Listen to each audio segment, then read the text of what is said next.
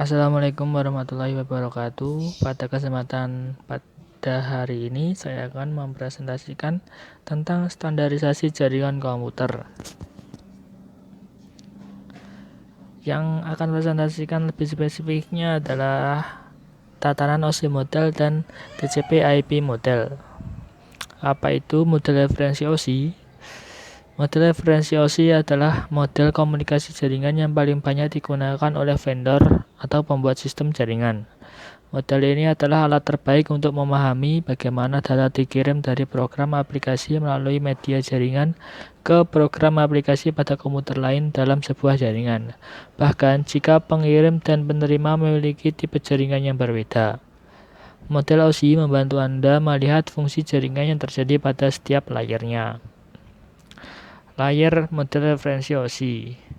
Dalam model referensi OSI terdapat 7 layer, di mana setiap layer memiliki fungsi jaringan yang berbeda. Layer-layer tersebut adalah layer 7 aplikasi, layer 6 presentation, layer 5 session, layer 4 transport, layer 3 network, layer 2 data link, dan layer 1 physical. Nah, seperti ini gambarannya. Fungsi application layer yaitu layer OSI yang terdekat dengan user, menyediakan network service bagi aplikasi user. Berbeda dengan layer yang lain, layer 7 tidak menyediakan service bagi layer OSI yang lain. Contoh aplikasi pada layer ini adalah program spreadsheet, word processing, dan terminal bank. Layer 7 menetapkan adanya partner komunikasi yang diinginkan, menetapkan dan mensinkronkan kesepakatan prosedur untuk error recovery, serta mengontrol integritas data. Jika ingin mengingat layer 7 dengan beberapa kata, pikirkan tentang browser. Fungsi presentation layer yaitu memastikan bahwa informasi yang dikirim oleh layer 7 sebuah sistem dapat dibaca oleh layer 7 sistem yang lain. Jika diperlukan, layar presentasi akan menerjemahkan di antara format data yang banyak dengan menggunakan format data umum atau common data format. Jika ingin mengingat presentation layer dalam beberapa kata, pikirkan tentang common data format. Fungsi layer session yaitu menetapkan, mengatur, dan menghentikan sesi antara dua host yang berkomunikasi. Layer session menyediakan service bagi layer presentasi dan mensinkronkan dialog antara dua layer presentasi, serta mengatur pertukaran data mereka.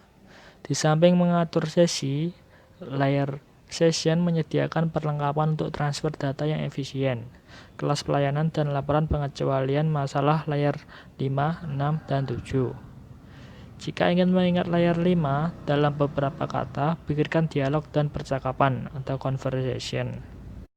Fungsi layer transport yaitu membuat segmen data pada sistem host yang mengirim, kemudian mengumpulkan kembali menjadi aliran data pada sistem host yang menerima. Secara khusus, layer transport menjamin transport antara dua host.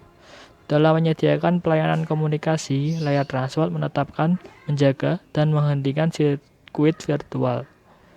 Dalam menyediakan reliable service, layer transport menggunakan transport error detection dan recovery, serta information flow control. Jika ingin mengingat layer 4 dalam beberapa kata, pikirkan tentang quality of service dan reliability. Fungsi layer network yaitu sebuah layer yang kompleks yang menyediakan skema pengalamatan, konektivitas, dan pemilihan lintasan atau path selection antara dua sistem host yang mungkin berlokasi pada jaringan yang terpisah secara geografis. Jika ingin mengingat layer network dengan mudah, pikirkan tentang pemilihan lintasan, perutean atau routing, dan pengalamatan atau addressing. Fungsi layer data link yaitu menyediakan transit data yang terpercaya yang melintasi sebuah sambungan langsung atau physical link. Dalam melakukan hal ini, layer data link menggunakan pengalamatan fisik atau physical addressing, topologi jaringan, akses jaringan, pemberitahuan kesalahan atau error notification, pengiriman frame yang berurutan, dan kontrol aliran. Jika ingin mengingat layer data link dengan mudah, pikirkan tentang frame dan kontrol akses media atau media akses control. Fungsi layer fisikal yaitu mendefinisikan spesifikasi fungsional, prosedural, mekanikal, dan elektrikal untuk mengaktifkan, menjaga, dan mematikan sambungan langsung antara dua sistem. Misalnya, tingkat tegangan, waktu perubahan tegangan, kecepatan data, jarak pengiriman maksimum, konektor fisik, dan lain-lain. Jika ingin mengingat layar 1 dengan mudah, pikirkan tentang sinyal dan media. Enkapsulasi data. Enkapsulasi membungkus data dengan informasi protokol yang diperlukan sebelum dikirim, sehingga ketika bergerak turun melewati layar-layar OSI, paket data menerima header, trailer, dan informasi lain. 5 langkah konversi untuk enkapsulasi data. 1. Membuat data. Membuat data biasanya terjadi pada application dan presentation layer. 2. Memasukkan data dalam segmen. Memasukkan data dalam segmen ini terjadi dalam transport layer. 3. Masukkan segmen dalam paket atau datagram. Langkah ini biasanya terjadi pada network layer. 4. Masukkan paket dalam frame. Langkah ini terjadi pada data link layer. Dan 5. Konversi frame ke pola 1 dan 0 atau bit. Biasanya terjadi pada physical layer. Nah, kira-kira seperti ini langkah-langkah yang diperlukan data untuk sampai ke komputer yang lain. Yang pertama, application layer menunjang aplikasi untuk berkomunikasi melalui jaringan. Lalu turun ke presentation layer untuk memformat data sehingga dapat dikenali di penerima. Turun lagi ke session layer untuk membentuk koneksi, kemudian memutuskan ketika seluruh data telah terkirim. Lalu lanjut ke transport layer untuk mengatur flow control, acknowledgement, dan mengirim ulang data jika diperlukan. Lalu masuk ke network layer, yaitu menambahkan alamat jaringan pada paket, hingga ke data link layer untuk menambahkan MAC address pada paket. Yang terakhir muncul ke physical layer untuk mengirimkan data melalui media transmisi.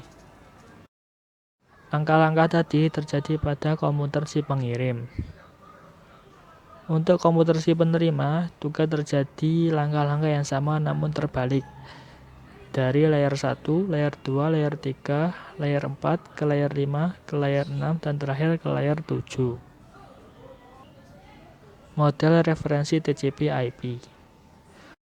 Meski model referensi OSI lebih umum digunakan, tapi secara teknis dan historis, model referensi standar internet adalah Transmission Control Protocol atau Internet Protocol, disingkat TCP/IP. Model ini memiliki 4 layer. Yang pertama application, yang kedua transport, yang ketiga internet, dan terakhir network. Fungsi application layer untuk model TCP/IP berkutat dengan urusan presentasi, encoding, dan dialog kontrol. TCP/IP mengkombinasikan session, presentation, dan application dalam satu layar dan mengasumsikan data telah siap dienkapsulasi pada layar berikutnya. Fungsi layer transport pada TCP/IP yaitu berkutat dengan urusan quality of service dari reliability, flow control, dan error correction. Salah satu protokolnya, Transmission Control Protocol atau TCP, menyediakan cara yang fleksibel dan sempurna untuk komunikasi jaringan yang reliable, well-flowing, dan low error. TCP berdialog antara pengirim dan penerima ketika melakukan enkapsulasi data ke dalam segmen. TCP adalah protokol connection oriented. Artinya, segmen bergerak bolak-balik antara dua host untuk memberitahukan bahwa koneksi terjadi selama waktu tertentu, atau paket switching. Fungsi layer internet dalam TCP/IP yaitu berfungsi mengirim paket antara jaringan yang berbeda dan menentukan lintasan yang ditempuh. Protokol spesifik layer ini adalah Internet Protocol atau IP. Jalan terbaik tekad dan paket switching terjadi pada lapisan ini. Pikirkan hal ini dalam hal sistem pos. Bila Anda mengirim surat, Anda tidak tahu bagaimana sampai di sana, atau ada rute berbagai kemungkinan, tetapi Anda melakukan perawatan yang tiba. Layer network dalam TCP/IP juga disebut layer host to network. Layer ini menyediakan segala sesuatu yang dibutuhkan paket data untuk membuat sambungan langsung atau physical link, termasuk detail teknologi LAN dan WAN, dan seluruh detail dalam physical dan data link layer, atau layer 1 dan layer 2 dalam OSI. Persamaan OSI dan TCP/IP, yaitu keduanya memiliki layer-layer. Keduanya memiliki application layer meski memiliki service yang berbeda. Keduanya memiliki transport dan network layer yang dapat disamakan. Keduanya mengasumsikan teknologi packet switch, bukan circuit switch. Profesional di bidang internet networking perlu mengetahui keduanya. Perbedaan OSI dan TCP/IP. TCP/IP mengombinasikan presentation dan session layer OSI ke dalam application layer. TCP/IP mengombinasikan data link dan physical layer OSI ke dalam satu layer. TCP/IP lebih sederhana dengan 4 layer. TCP/IP lebih kredibel karena protokolnya. Tidak ada network dibangun dengan protokol OSI, walaupun setiap orang menggunakan model OSI untuk membantu pikiran mereka. Transmission Control Protocol atau TCP adalah salah satu jenis protokol yang memungkinkan kumpulan komputer untuk berkomunikasi dan bertukar data di dalam suatu network atau jaringan. TCP merupakan suatu protokol yang berada di lapisan yang berorientasi sambungan atau connection oriented dan dapat diandalkan atau reliable. TCP dipakai untuk aplikasi yang membutuhkan keandalan data. Dalam sistem OSI, TCP berada dalam transport layer.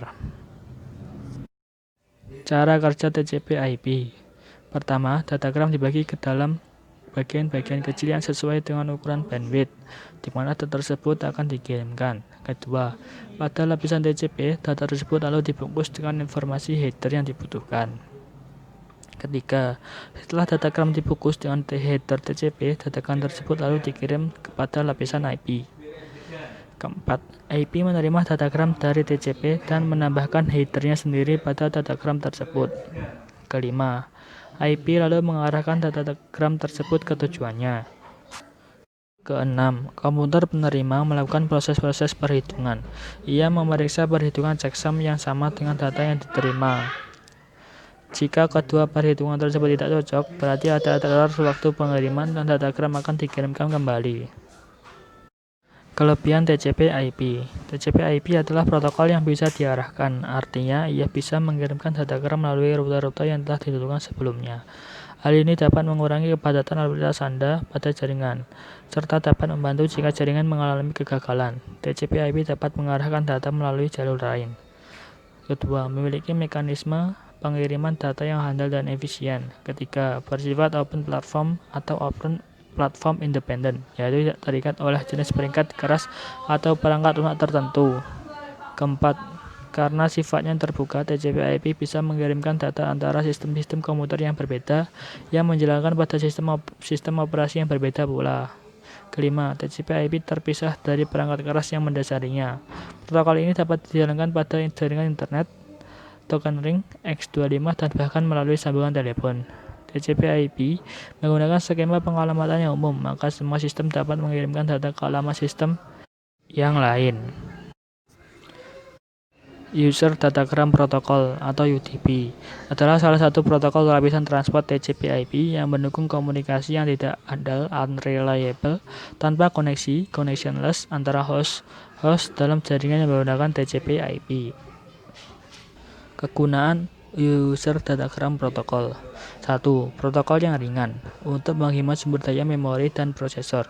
Beberapa protokol lapisan aplikasi membutuhkan penggunaan protokol yang ringan yang dapat melakukan fungsi-fungsi spesifik dengan saling bertukar pesan. Contoh protokol yang ringan adalah fungsi query nama dalam protokol lapisan aplikasi domain name system. Kedua, protokol lapisan aplikasi yang mengimplementasikan layanan keandalan. Jika protokol lapisan aplikasi menyediakan layanan transfer data yang andal, maka kebutuhan terhadap keandalan yang ditawarkan oleh TCP pun menjadi tidak ada. Contoh dari protokol seperti ini adalah Trivial File Transfer Protocol atau TFTP dan Network File System atau NFS. Ketiga, protokol yang tidak membutuhkan keandalan. Contoh protokol ini adalah protokol Routing Information Protocol atau RIP. Keempat, transmisi broadcast. Karena UDP merupakan protokol yang tidak perlu membuat koneksi terlebih dahulu dengan sebuah host tertentu, maka transmisi broadcast pun dimungkinkan. Sebuah protokol lapisan aplikasi dapat mengirimkan paket data ke beberapa tujuan dengan menggunakan aliran multicast atau broadcast. Hal ini kontras dengan protokol TCP yang hanya dapat mengirimkan transmisi one-to-one. Contoh, query nama dalam protokol NetBIOS Name Service. Kelemahan UDP. UDP tidak menyediakan mekanisme penyanggaan atau buffering dari data yang masuk ataupun data yang keluar. Tugas buffering merupakan tugas yang harus diimplementasikan oleh protokol lapisan aplikasi yang berjalan di atas UDP. UDP tidak menyediakan mekanisme segmentasi data yang besar ke dalam segmen-segmen data, seperti yang terjadi pada protokol TCP. Karena itulah, protokol lapisan aplikasi yang berjalan di atas UDP harus mengirimkan data yang berukuran kecil atau tidak lebih besar dari nilai maksimum transfer unit atau MTU yang dimiliki oleh sebuah antarmuka di mana data tersebut dikirim. Karena jika paket data yang dikirim lebih besar dibanding nilai MTU, paket data yang dikirimkan bisa saja terpecah menjadi beberapa fragmen yang akhirnya tidak jadi terkirim dengan benar. Ketiga, UDP tidak menyediakan mekanisme flow control seperti yang dimiliki oleh TCP. Sekian presentasi dari saya, apabila salah kata saya mohon maaf. Terima kasih. Wassalamualaikum warahmatullahi wabarakatuh.